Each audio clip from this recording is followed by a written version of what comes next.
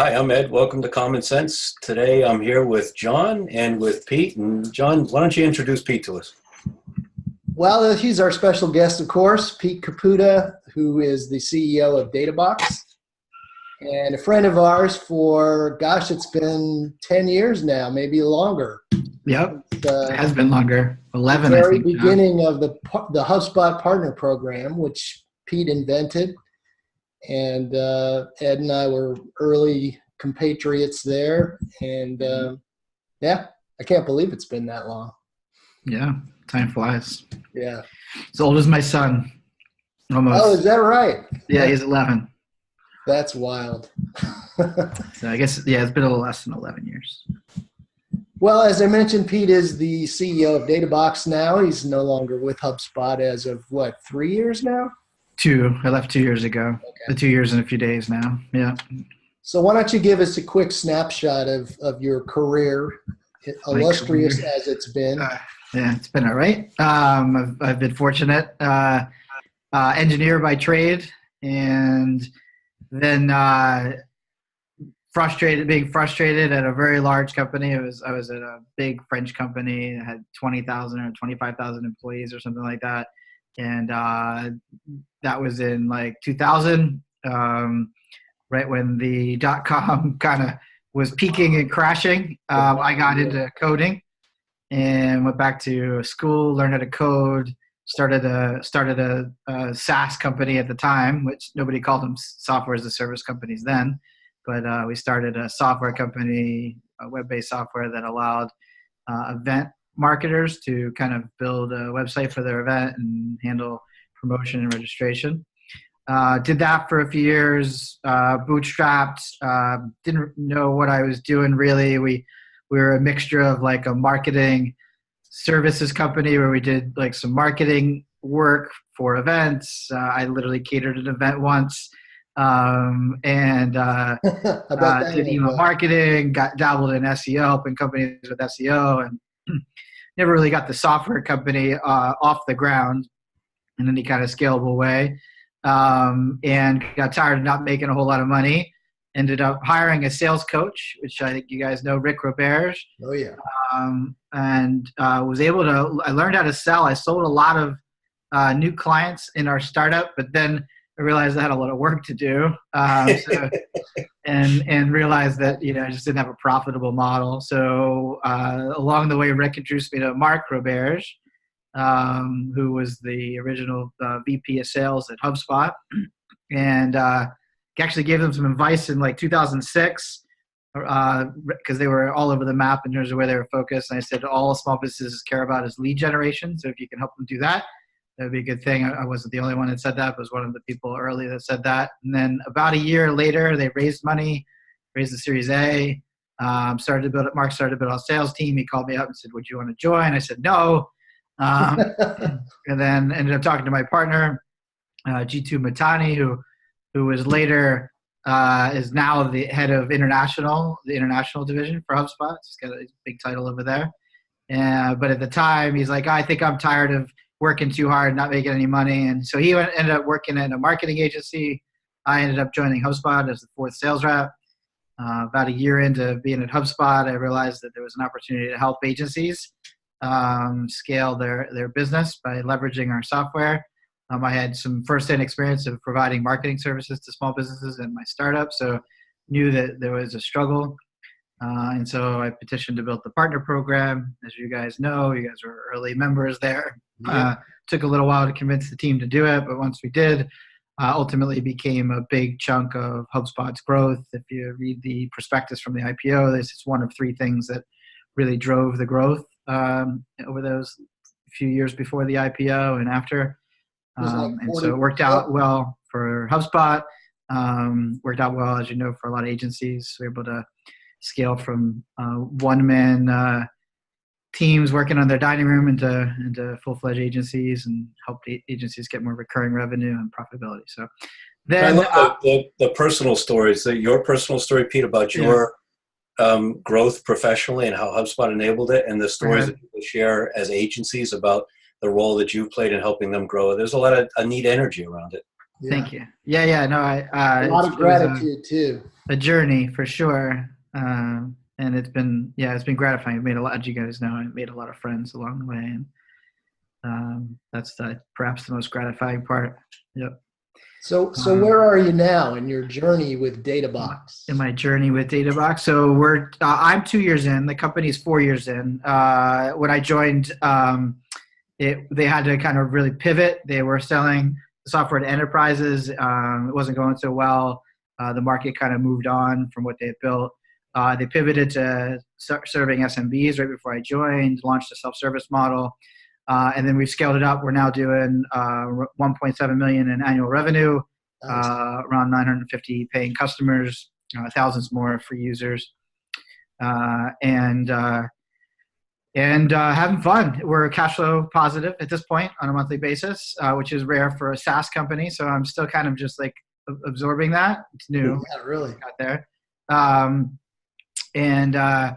So technically we can do anything we want at this point, but we're focused on really improving the adoption of our product.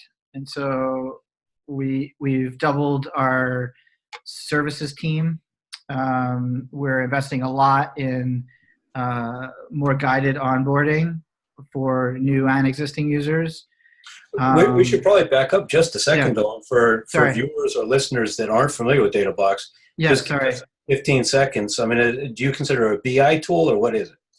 No, not quite a full-fledged BI tool. So if you're like an analyst and you're doing business intelligence, I wouldn't say Databox falls into that bucket right now, at least. But no, the real simple thing is, I think, the average business user, professional is using a bunch of different tools to do their job, across the whole org, whether that's marketing, sales, service, finance, et cetera. And it's really difficult to get a complete snapshot of a performance of a company, especially if you're the CEO and you want to see across all those departments.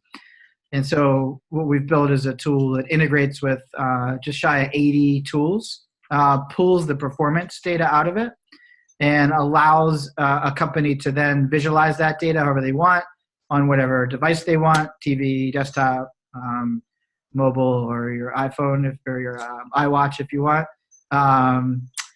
I think they call it Apple Watch, right? And then set goals against it, be alerted when numbers move in specific directions by specific percentages or hit certain thresholds, and really pay attention to the performance of your business without needing to log into a million different tools and look at a million different screens. So that's what it does now. Since you said BI, like, we will move in the direction of beyond just helping users track their performance, but helping them improve their performance. We'll do it a little differently than most BI tools do. Most BI tools require an analyst to get set up, and where we've focused is making it really easy to get your data in and visualized and set up so that it's point click. Now, it's not perfect, but it's better than most other tools out there that require you to be a mathematical genius and comfortable with SQL and all this other stuff. Although we do have a lot of the robust capabilities behind the scenes if for our more advanced users. And you're one of the really few tools that integrates with just about any name brand sales and marketing tech platform you can think of. Right? Yeah, we've focused very much on marketing and helping marketers and marketing agencies. And that because marketers, especially in the B2B world, are very focused on sales. We've also done a number of CRM integrations and other sales tools as well. Awesome. So that's really the beauty of it, right? That you can reach across multiple platforms. It's really kind of platform agnostic, and you can do things with data from the different sectors or, different tools, different types of analytics that you really couldn't do other than with a spreadsheet and a, PowerPoint. Yeah, I think the old way of reporting is you pull your data down from different tools. You might take screen grabs from different tools. You put it and you might do some entering of data into a spreadsheet and building some of your own charts in a spreadsheet. And then ultimately you're going to paste all that stuff, whether it's screen grabs or graphs you built, and paste it into a slideshow of some sort. Talk about Muda from a lean perspective. I mean, that whole process you're describing is Muda. And so you're eliminating all that. Is what? Muda. The waste, the trash. So you get rid of all of that. Not only to eliminate the opportunity for errors and, Yes. entering it incorrectly or pasting the wrong stuff in the wrong cell, but you eliminate all the time that's spent doing that zero value added activity. Yes. I think, yes. And that's been that's where we've focused, building a lot of integrations, making it really easy to get the data, visualize what people want, and going forward, we want to shift our attention to helping people improve their performance, seeing the insights and taking action from it. But yeah. So saving time and hopefully helping them improve performance. Not just put it on the CEO's mobile device. So whatever airport he or she happens to be in, or whatever hotel room anywhere in the world, they've got real time. Or their dining room, I can check it on my phone. Well, there's so much emphasis on data. Everybody's data enabled or data powered or whatever, but what do they actually do with the data is the question. And how can you visualize that? It's really kind of I think that's the challenge is there is a lot of data, and most marketers especially are not passionate about analyzing data. They're passionate about creating things, whether it's visuals or stories or whatever. But and I think that's the opportunity for us is to really help them distill down the most important insights. And you've grown this business without a .ai or .io or something on the end of the name. So it's funny. I thought about it. We were going to change it to .io just because that automatically gets hyperlinked when it's mentioned on other websites. But no, we're Databox.com. It was an expensive domain. I understand. They bought it before I joined. Well, you mentioned that I think you said you're cash flow positive now. Is that correct? And yes. And growing pretty nice clip. Yep. So where are you kind of on the SaaS curve, so to speak, and where do you think you're going in the next year or so? What do you mean by the SaaS curve? Do you have the curve usual inflection thing. Yeah, it's a nice, steady, slow increase in rate. Last month was our best month. As you guys know, we had one salesperson for a year and a half or so, almost 2 years. And that really helped us figure out kind of product market fit. We got a lot of rapid feedback around what works, what doesn't, what people were looking for. We've taken all that feedback, built out a lot of new features specifically for agencies, marketing agencies, and built a lot of the integrations that they want. And now we've moved really towards more of a model where we have support people ready to help with setup. We don't really do any sales qualification. It's really about what are you trying to accomplish, and we'll help you, because ultimately it's pretty efficient for us to just help them get set up if we can do what they need. And so we've moved to that model. Our next stage is really to design a product interface that makes it truly self-service and walks people through figuring out what they want, what they need, and then just walking them through that setup process. And so that's what we're working on now. So we're really trying to build a self-service funnel, and ultimately so that we can have that exponential growth curve without significant investment in humans to help sales and service to help.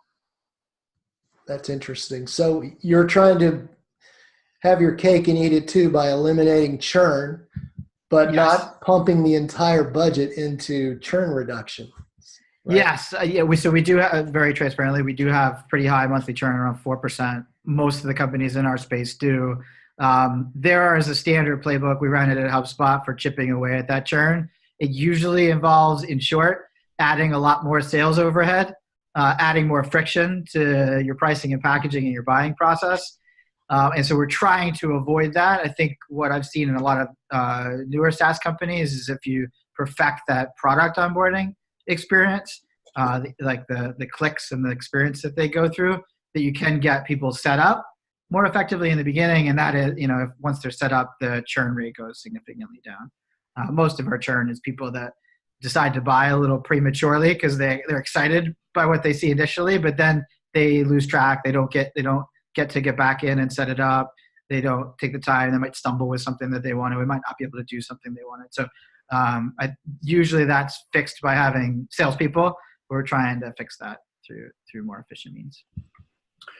Obviously, you come from a very different well, maybe very different is the right way to say it, but you come from a chemical engineering educational background. So That's right. you would kind of normally follow a career path into a traditional sort of a manufacturing environment maybe, and now you're building this business in the SaaS world. And John and I spent a lot of time talking about and with more traditional industrial manufacturers. So I'd be kind of interested, as you wear both those hats, are you able to extrapolate anything from the lessons that you've learned growing a SaaS company that would be of interest to people that are trying to grow industrial companies, about how sales is changing, how marketing is changing, not specific to SaaS, but about changes in buying behaviors and markets? Yeah. So I worked at I won't say the name because I'm going to talk smack about them. I guess you can see it on my LinkedIn profile if you want. But I worked at a company. It was literally hundreds of years old. They'd been making a very similar product for, for almost that long, but more recently for decades. They would just tweak the product a very little bit. Yet they still employed a salesperson that made $200,000 and drove around in a $30,000 car, taking prospects out to lunch and dinner and other places I'm not going to mention. Doesn't sound too bad now, though, does it? It's a pretty good deal, right? And then I was a sales engineer who would literally get on a plane, fly out, would ship the new products out. I'd fly out. I'd work with the engineers and the manufacturing line and convince them to try the new product and explain to them how it would be different and how they'd have to change their process, measure the impact on that, and then go back, fly back home, spend a day or two, sometimes a little longer, to put a report together that shows them how I could save them, X $1,000 or by having a more efficient process. And so during that time, I'm like, obviously this could be automated. And so I already was thinking how to use internet, how to use web, how to use apps to kind of do this stuff. Like I literally would go, before I went on a trip to a place, I would go to this file cabinet that had literally been there for 40 years. I'd look up the customer name and I'd find the same damn experiment that was run in like 1985. Wow. With a slight different name to the product or slight different formulation of the product, but I wasn't going to change the world or much by introducing this product. And so a lot of that process ultimately could have been built into an app, and actually pitched it internally. I'm like, we shouldn't build an e-commerce site, because at the time everybody's building an e-commerce, and actually help them do that. Like, we shouldn't build an e-commerce site because every one of these products is custom made and spec'd, and it's housed in a distribution warehouse. Like, you're not going to start selling that online. But what we could do is build the tools that help the user to optimize their processes using our products.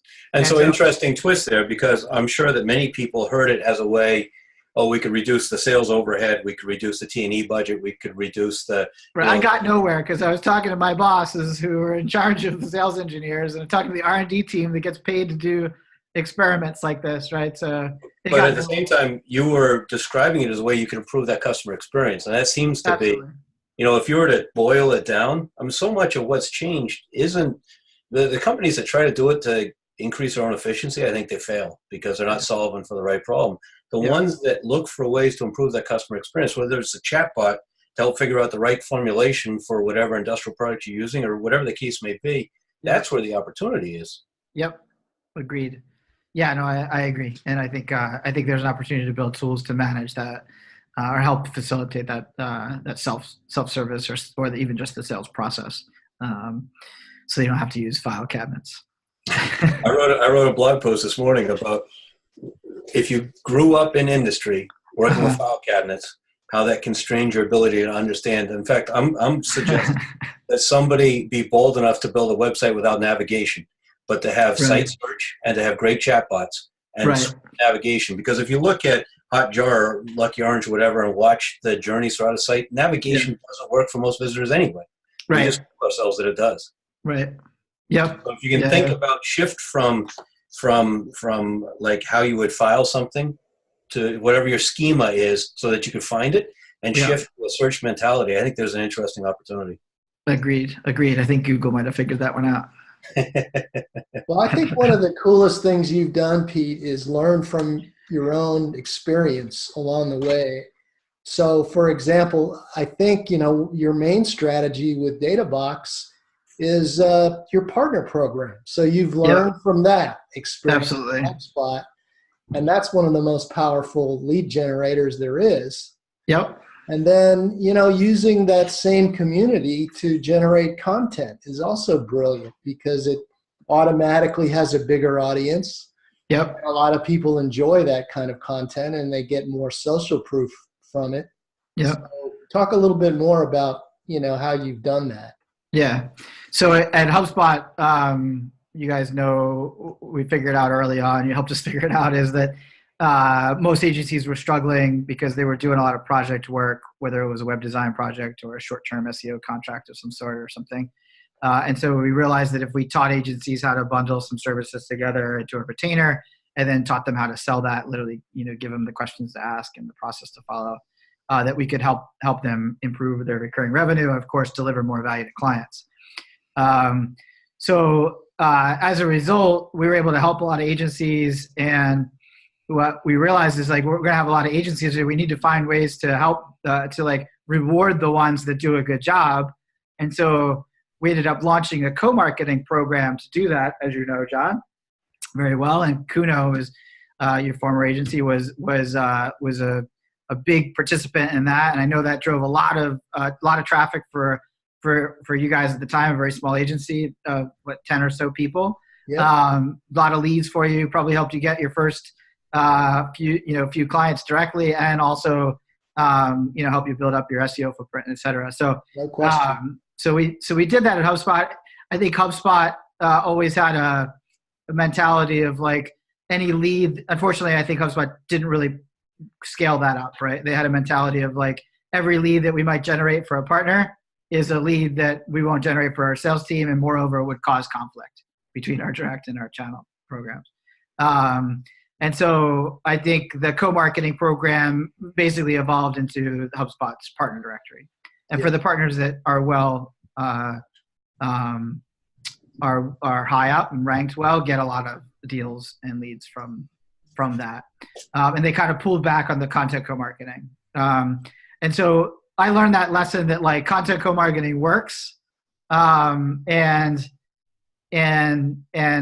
without the constraints of having a direct sales team that I had to feed, and knowing that I wanted to build a program with partners, or a company, with partners, we started dabbling with really crowdsourcing content. And originally it was like me sending an email to a few people saying, hey, what do you think of this topic? Could you answer this question? And I'd take their answers from email and paste it into a Google Doc, and then, like, sit down with it for a few hours and try to weave it into an article. And, 20 hours later, I'd pop out an article, and some of those performed really well. So one of them that I wrote early on, like 2 years ago, produces a few thousand sessions for us every month because it ranks well.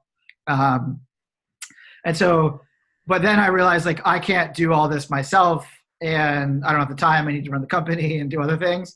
And so we started to look at that process and say, how can we break that process up? And the first thing we did is we switched to using forums to collect input. So now when we want to do an article, we create a quick form with a handful of questions on it. We send that out to people, and we try to get 25 responses. And then we realized, like, all right, well, if we do all the writing in-house, it's really limiting. And so we started outsourcing the writing. So we take those responses, we feed them to an external writer, who weaves it together in an article. And this, all they do all day is write, and they're really efficient at it. So now we have this really efficient process. I think we've done more than 200 articles this way. And we've had more than, I think, almost 3,000 contributors to the articles that we published. And so it's allowed us to really scale up our content. In those 2 years, we've grown from, like, I think we had 8,000 sessions a month, and we crossed 80,000 sessions last month. And, like, tens of signups for the free product. And then last month we got 3,300 signups for the free product. Wow. So it's really allowed us to scale our top of the funnel. And those numbers stay pretty consistent when it comes to actually converting to customers and users as well. That's amazing, because most content marketing stories you hear nowadays are negative. They're bad. Things are not working well. when you just try to do your own content and stay within your brand and you don't, do any of that stuff.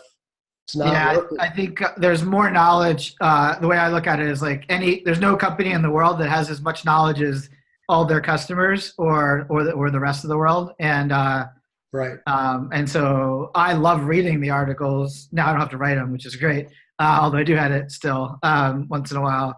But I love reading them because I get different perspectives and experiences that I've not had and would never even think to try. Like we wrote an article today about, we compiled an article today about how to get other people in your company to create content.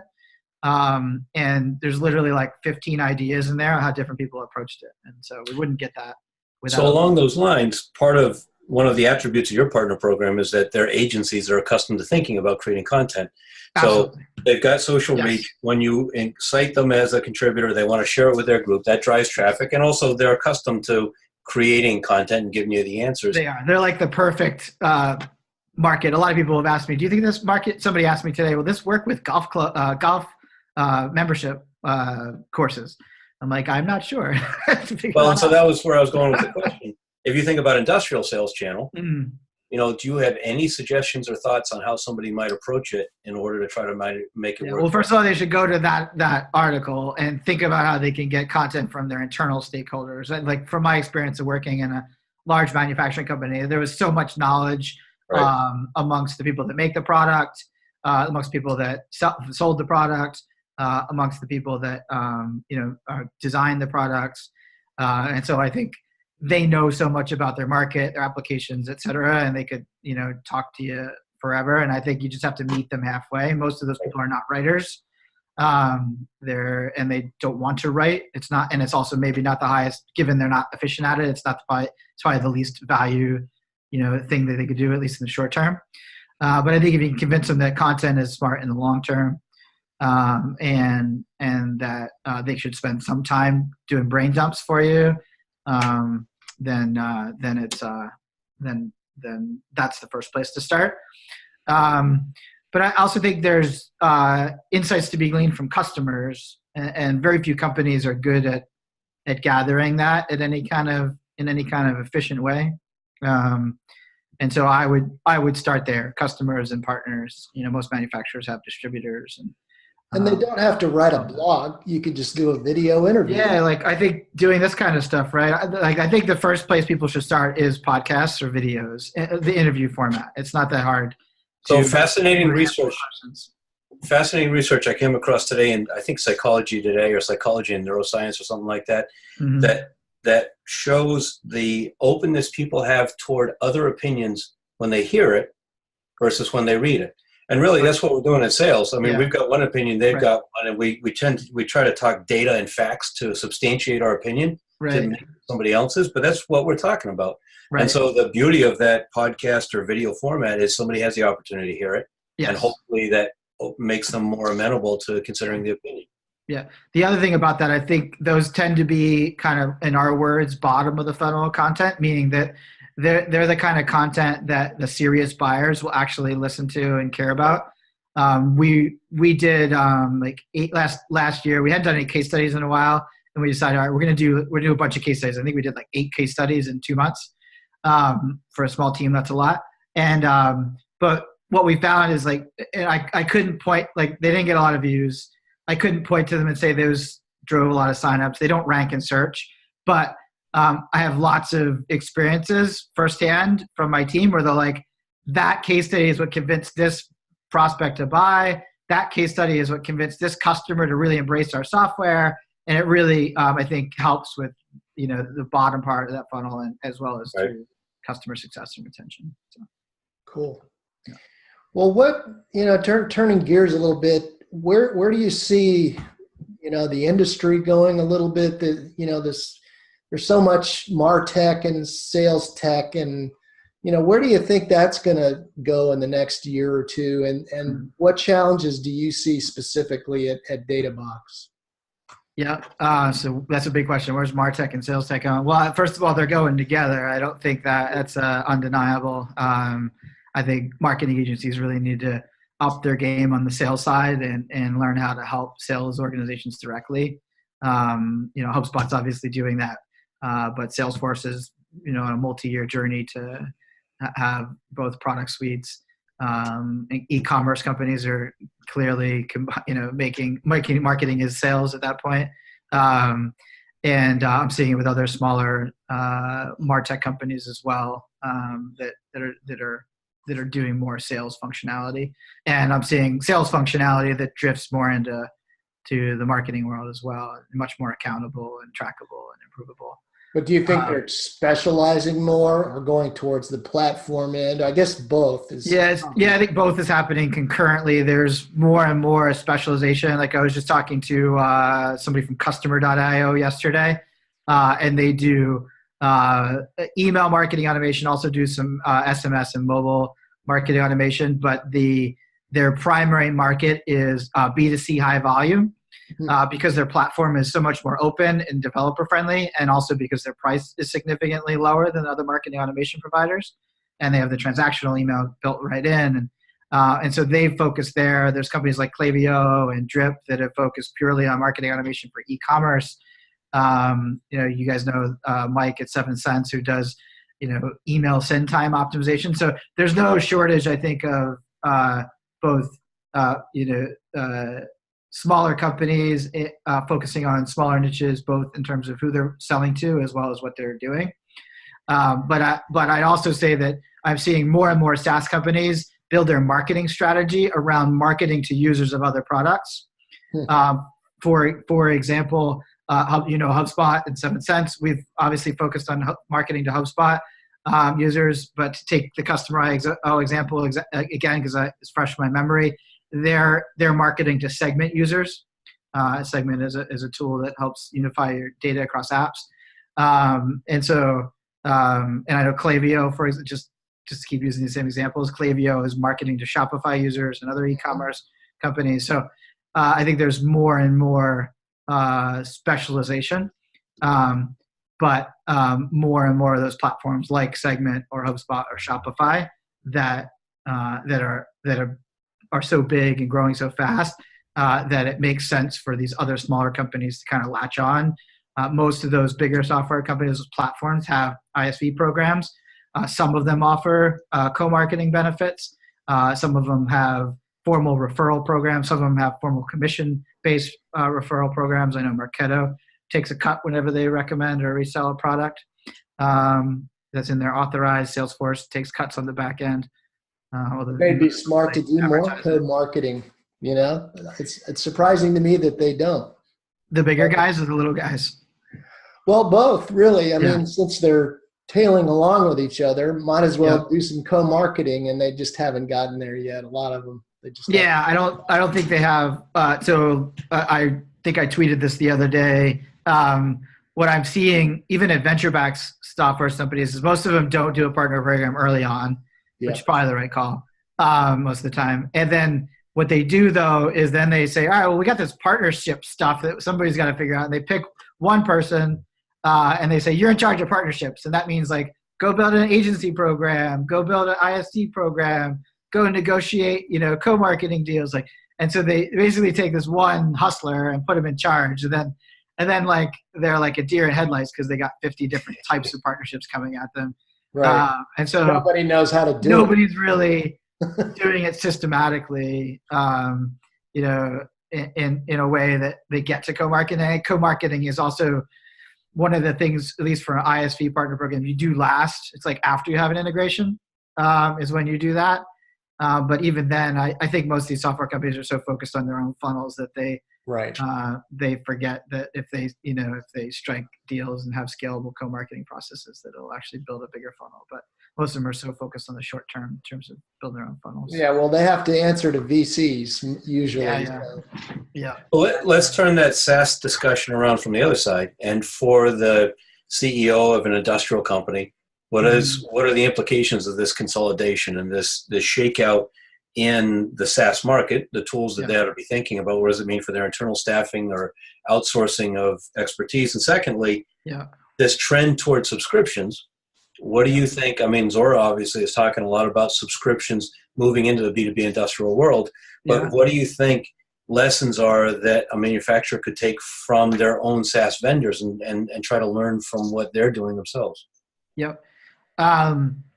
So I think from the first question was like, if you're a manufacturer, what would you do? I think first of all is you pick a platform and then you build from that. Don't pick a small startup to start with. You got to pick a platform that you know is going to grow. And then from there, I think you really need somebody that's got a lot of attention paid to two things. One, paying attention to what's in the landscape or what's within that platform ecosystem that can improve their results. And two, really understands their internal processes so they know how to apply those tools or pick the tools that they should focus on. So that may not necessarily be the marketing person or not only. No, I recommend outsourcing it personally. I don't think, like I know you guys look at technology all day. I don't get to do that. My marketer doesn't get to do that. And you get to see insides of lots of companies. So you have a better vantage point over, should you do send time personalization or not? And what the hell is send time personalization, right? You know what that is. Well, usually you're going to have a fight with the lead IT. intent data. What's that? You're going to have a fight with the IT department usually too, if you're internal. So yes. Yeah, no, I think technology adoption needs to be C-level or, level. If you don't have a CIO, it needs to be the CEO or a CMO. Somebody on the management team needs to be responsible for owning that. And constantly figuring out what technology to adopt and what processes to follow. For example, like we just moved into a centralized inbox model. Our sales and service teams, our customer service team that does pre-sale and post-sale work, they don't use their individual inboxes. We send and receive all our email from Help Scout, which is a centralized inbox. And that way everybody can see what's going on. We can all jump in and help each other's customers. But that's not a technology decision like I made lightly, right? It took us a year to get there. And my director of customer success saying, hey, we should do this. And so I think that's important. And I also know the guys at Help Scout and have, had some calls with them. So I don't think that most companies have the time to do that. It happens to be our space. So I do, but I think it should be outsourced for the most part for a manufacturing company. They should outsource it. Your second question was on the subscription economy and like SaaS, software as a service companies are obviously usually paid on a monthly or yearly annual subscription. Very different than say a manufacturing company usually that sells a product and ships it and gets paid for it. And so your question is like, what are the lessons to be learned? If any, I mean, maybe it's too tenuous a connection, but it seems like I don't have enough firsthand experience. You probably have a lot more than I do, Ed. One thing that's striking to me is that in SaaS, I know exactly the health of my business at every second of the day. I know all of my ratios from my first website visitor all the way through to upgrades and upsells and referrals. I have that all tracked in software, and I only can do that because you get a great tool. I'm going to get a check every month, or a credit. I'm going to hit somebody's credit card every month, or quarter a year, and so I can start to then model out and predict what my ratio should be in my whole funnel. And I can truly build a model where I expect a certain amount of revenue. I know that I'll get a certain amount of revenue 12 months from now from my existing customers. And I think manufacturers have a tough time doing that. And I don't know that consumables might lend itself to that. Equipment, if there's a service component to it, might lend itself to that. I know IoT's getting bigger and bigger. And so if there's an IoT play where you're helping them improve their performance by monitoring it across maybe multiple companies doing similar things. I think there's a lot of opportunities there if they start to think how they turn their product into a service. You have insight into what a lot of companies are doing. I mean, you could potentially aggregate that information anonymously and then provide best practice benchmarks for people. And there's no reason that, while one part of IoT might be to provide subscription monitoring, remote diagnostics, et cetera, there's a whole other opportunity with the data to monetize it and provide consulting with it, for instance. That's right. Yeah, that's the vision I had in like 2000 for the company I work for. I'm like, I do this test like once or twice a month by flying out to these facilities. We've been doing it for decades. I have all the data here. I could Right. easily put this into an application and spit out what it should be Right. based on all the variables and inputs to the process. And so, yeah, no, there's totally an opportunity there for companies to do that. Agreed. Well, I think we could do this all day if we had more beer, but I think we're out of beer at this point. So we sure appreciate your stopping by, and I appreciate it, guys. It's always good to wax poetic with you guys. Yeah. Well, good luck with Databox, and we'll get you back on here, hopefully sooner rather than later, and see what you're up to. Sure. All Thanks, right. guys. Thanks. Well, I guess we'll wrap up. Thanks very much for joining. I'm Ed. And I'm John. And together we're Common Sense, and enjoyed our conversation with Pete Caputa today.